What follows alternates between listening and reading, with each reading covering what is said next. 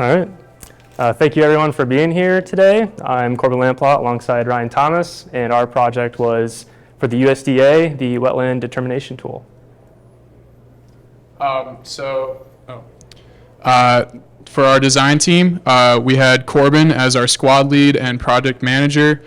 We had Amy as the development manager, and then myself, Krishna, Justin, and then Martin in the first semester, all as developers.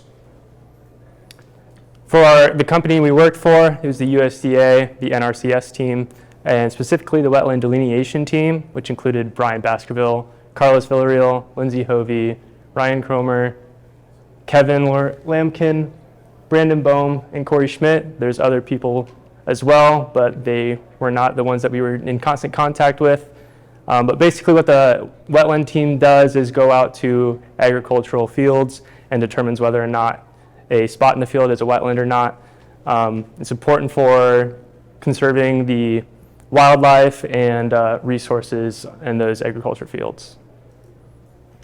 For our stakeholders, we had Bill Browning as our project manager. We had Jeff Falkenberg as our tribe lead, and we also had Shruti Bowman in the first semester as our tribe lead. And then our sponsor was the USDA Wetlands team. So the problem and the opportunity that we were presented was that the USDA currently uses ArcMap for their wetland delineation tool. They came to senior design in 2019 and had a tool developed for ArcMap. This time coming to us, they wanted to have it work with the new software ArcGIS Pro.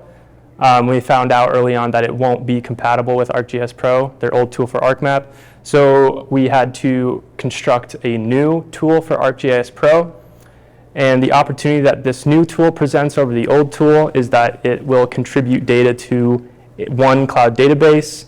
So before, whereas they had to have data brought in each week, once a week, from separate people's C drives, people that are working with this geospatial data can just send it all to one cloud database to have the data on demand.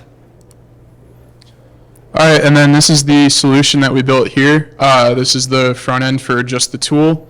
And then if we move on from here, this is ArcGIS Pro, the software that we made the add-in tool for. And this is what it looks like with some fields in the application. So each of these blue polygons are both potential wetlands. And I don't know if you guys can see, but there's little black dots inside that are rock points. They're representative observational points. And basically they have people that go out to those points, record data, and then there's data associated to those points. So yep, if you click on the top and then launch tool, it opens up our tool like I showed before. And then we have a bunch of different tabs. And then there's also the two fields that show up right here. And then if you move on, we got the WDR indicators tab. And this tab has a feature for the import ROP, those points that I was talking about before. If you click on the red button, it opens up another pop-up menu where you can select which point you want to pull data from, and it will, if you click import, it will automatically pull all of the data into the associated fields in the application.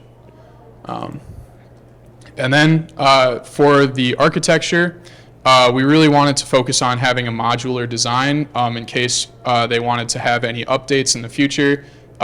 Using an MVVM architecture with the view model layer and the model layer, it would make it easy for them to swap out any layer that they feel the need to in the future. And yep. So the values and highlights that we learned from this project, we definitely learned a lot of values that we will be using in our professional careers.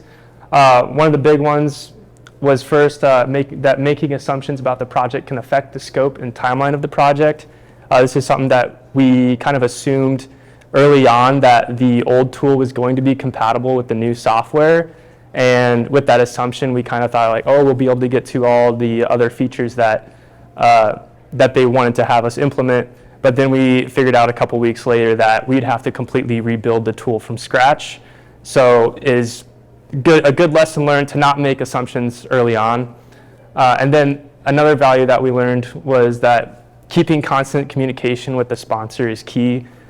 Towards the end of our project, when trying to make sure all of the functionality was there, we were in constant communication with our sponsor to make sure that it was working as expected and that there wasn't any bugs that needed immediate attention for.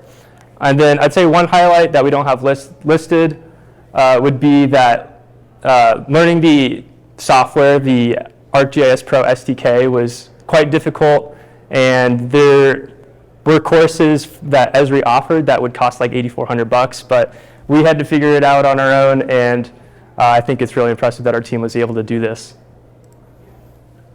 Yeah, thank you all for coming. And we have a award that we would like to present our sponsors. If you guys want to come up, we have something for you.